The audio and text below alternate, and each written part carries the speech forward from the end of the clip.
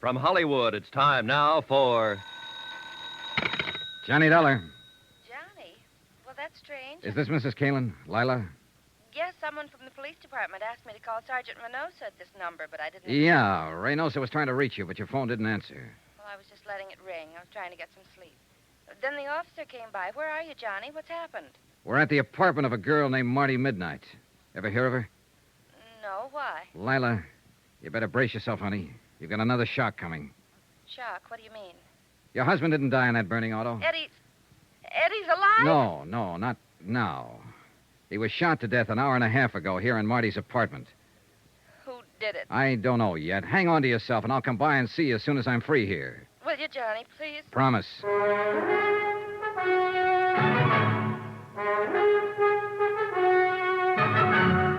Tonight and every weekday night, Bob Bailey in the transcribed adventures of the man with the action-packed expense account, America's fabulous freelance insurance investigator... Yours truly, Johnny Dollar.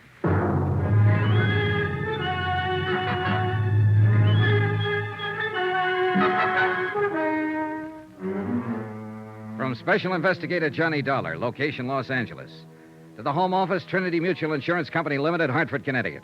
Assignment, the Caylin matter. Expense account continued. The homicide squad was finishing up its work when Sergeant Reynosa and I got back out to the apartment of Marty Midnight, star stripper of the Brass Monkey Inn. Eddie Caylin's body had been photographed, checked, measured, fingerprinted, examined, sketched, written up, and reported on. Taken out finally under a white sheet. I held the door open for the morgue attendants to get out with their silent burden and stood watching them wheel the stretcher down the walk and load it into the waiting ambulance. A light mist had started to fall, and a damp, cold blanket of fog was seeping down from the dark hillsides of Griffith Park beyond the road. There was a feeling of finality in the air, of the end of things. And for the man who died twice, it was final. Yeah, there was no doubt about it this time. Eddie Caylin was dead. I am tired, Johnny. Just plain dead dog tired. Yeah, it's getting to be a long night. Sit down and start talking. Any particular subject, Sergeant? You know what subject. You weren't surprised when you heard Eddie Caylin had been alive all this time that it wasn't his body in the wrecked car out in Palos Verdes. How come, Johnny? Why weren't you surprised? Because I was expecting it. Why else? No, you got to do more talking than that. Well, it started with a hunch. And the hunch started when you told me you found the door of Eddie Caylin's apartment locked when you went there that night he was supposed to have died. Yeah, I know. Locked with a key. You mentioned that, but... Well, that was the important part. If it had been a door with a night lock or a spring latch that snaps when you pull it shut, it wouldn't have been anything. It still doesn't, as far as I'm concerned. All right, look. There was evidence there'd been a fight in that apartment that night.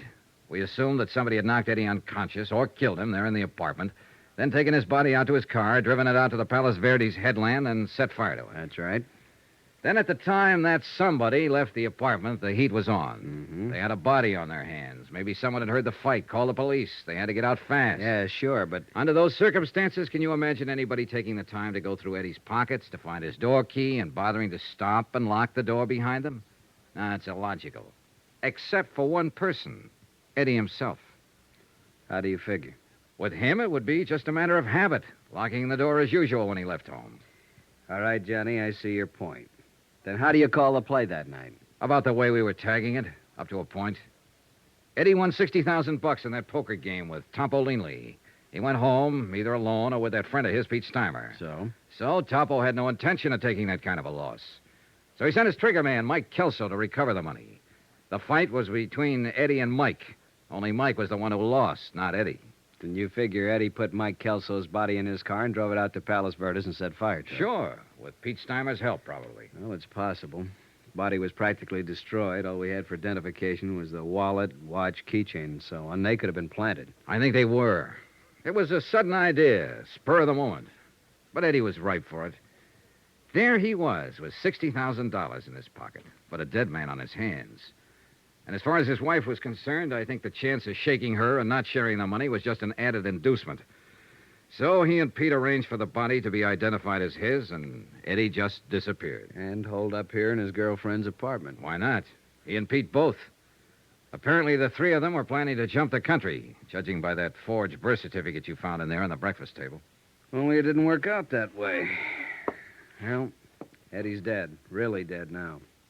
Pete and Marty have disappeared again, and the 60 grand is missing. Find them, and you find the money. Johnny, it sounds like the same old story. Big money, big temptation, and a falling out among friends. That's the most likely. Of course, there is one other possibility. What's that? Topolino. Was he out? Yeah. How come? It's a rough combination, Johnny. Good lawyer on his side and a poor case on ours. He was sprung 2 hours before the neighbors reported the shooting here, the anonymous neighbor. Well, it could be, then. But I'm still betting it was Pete Steimer or Marty Midnight. I'm not betting anything anymore. The way things stand now, it's anybody's guess. His own gun, no prints on it. You pays your nickel and you takes your choice. Well, at least the field narrows down. Well, seems like we got a visitor. Probably one of the uniformed boys on duty outside. Yes? The policeman outside say for me to come to you. I am Jeannette Dubois. Oh? Well, what can I do for you? I am the person who reports the shooting on the telephone. Come on in. Merci, monsieur. How come you refused to give your name when you phoned the police? You are Captain? Sergeant Reynosa. This is Johnny Dollar, Miss Dubois. Oh, he is also police? He's working with us on this. Now, why wouldn't you give your name when you reported the shooting? I am very sorry, monsieur. You see, I have not been in this country too long, and I am afraid that I will be implicated. So I do not give the name at first. But finally, I think it over, and I call my friend the consul, and he say I must come to you immediately. And he's right. So you heard the shooting, huh? Oui, monsieur. I was walking past in front. I live 3 places down from here. All of a sudden, there is bang, bang, bang, and I am scared to pieces. I can imagine. Then the door of this place is slam open very quick, and I jump in the shadow behind a bush. A girl start to come out, and then she stop in the door. What did she look like, Miss Dubois? Well, it is too dark for telling good, but I have seen her before.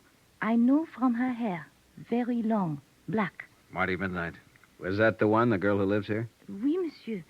I did not know her name. All right, what happened then? She stand in the door for a second. She is wearing a how you say it, a white raincoat. She is holding something in her hand. This thing she wipes with the raincoat all over. Then she throws it back into the room. Was it a gun? I think so. Then she pulls the door shut and runs down the street. I am too scared to think what to do for a minute. Then I hurry home very fast, and I telephone to the police. You didn't see anybody else around the place or in the street out in front? No, Monsieur Dollar. I watch from my window until the police have come. Nobody else has come out or go in. I see. Well, Sergeant? She won't get far. Girl with her looks draws too much attention. We'll pick her up before morning. Thank you for your information, Miss Dubois. In view of your cooperation now, I think we can forget about you not telling us all this sooner. Does that mean I can go now? Yes, just leave your name and address with the officer outside. Oh, merci, monsieur. Au revoir. That kind of surprises me. I could figure the 2 of them together ganging up on Eddie. But apparently it was just Marty Midnight, all on her own. Been done before, Johnny. They're not the weaker sex, no matter what the book says. I know. But the fact never fails to amaze me. It shouldn't. You must have been on some of the same kind of cases. The devil. Come on! The patrolman stationed at the back entrance of the apartment house told us what had happened. He'd surprised somebody, a man, he thought, lurking in the bushes beside the house. The prowler fired a shot and ran. He paid no attention to the order to halt. The patrolman had fired twice, missed. The fugitive had escaped into the dense underbrush of Griffith Park just across the street. Sergeant Reynosa spotted men quickly along the edge of the brush, set up a portable spotlight from the squad car, sent his other car up an access road to block off the ridgeline, radioed for reinforcements. Within 5 minutes, a 15-acre area of the slope was surrounded and blocked off. Well, what do you say, Johnny? Shall we go in after him? Looks like we'll have to. He seems to be the shy type. Call it. Who do you think? I'm putting my money on Topolino. Good bet. Let's go. Keep that crowd back out of the way. All right, get back here. Couldn't be any darker in here. Oh, wetter. Hey, shoot your flash over there toward the right. No, it's an old stump. All right, we've got you surrounded. You better come out with your hands up. If you try to resist, you'll only make it tougher on yourself. You hear something, then? No. It was over to the left, I think. Let's take a look. Watch yourself, Johnny. He's thrown lead once already. Yeah. There. Back of that tree. Hold your flash steady. There. I see. Come out with your hands up. It's your last chance. I'm warning you. Got no choice, Johnny. He's down. Come on, Sergeant.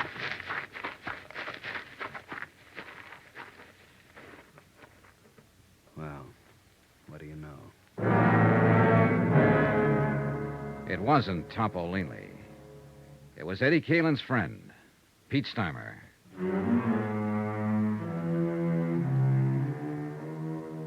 Expense account item 9, $1 for a newspaper, 2 packs of cigarettes, and a cardboard carton of hot coffee purchased from an all-night diner across the street from the Queen of the Angels Hospital.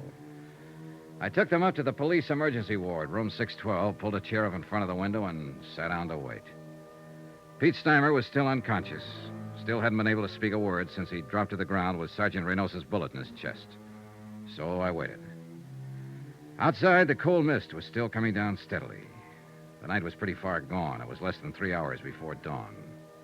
A nurse sat silently beside the bed. The only sound in the room was the hoarse, slow breathing of the wounded man.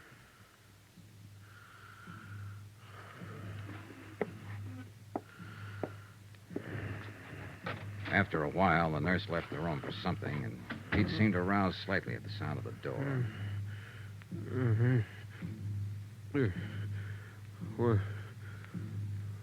Where am I? Take it easy, Pete. Don't try to talk. Eddie. Is Eddie here? No, he's not here. He ought to be here. It's always been like this. Relax now. It's all right. Eddie always runs out and leaves somebody else to Easy now, easy. somebody else to face the music. Pete?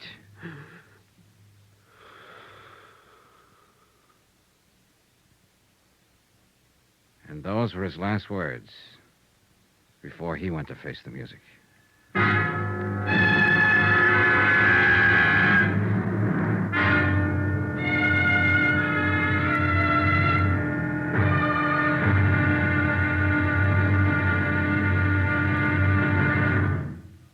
Now, here's our star to tell you about the final intriguing episode of this week's story. Tomorrow, a quarry run to earth, a strange alibi, and a shocking twist at the wind-up.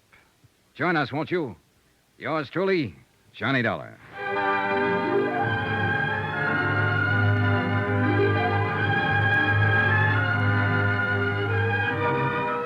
Yours truly, Johnny Dollar, starring Bob Bailey, is transcribed in Hollywood. Written by Les Crutchfield, it is produced and directed by Jack Johnstone.